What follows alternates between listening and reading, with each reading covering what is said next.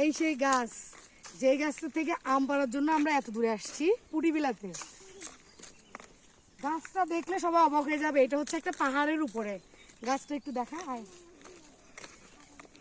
গাছটা একটু দেখা, আম গাছ বিশাল, চারপাশে দেখা।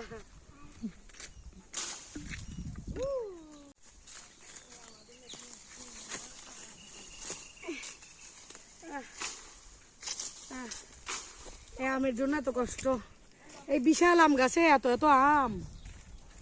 ও উপরে অনেকগুলা, নিয়ে ফেলো সবগুলো, নিয়ে ফেলো নিয়ে ফেলো নিয়ে ফেলো। এই বন্ধু আনলে তো দেখাল গেল দিবে লটকা কি তো আন্টি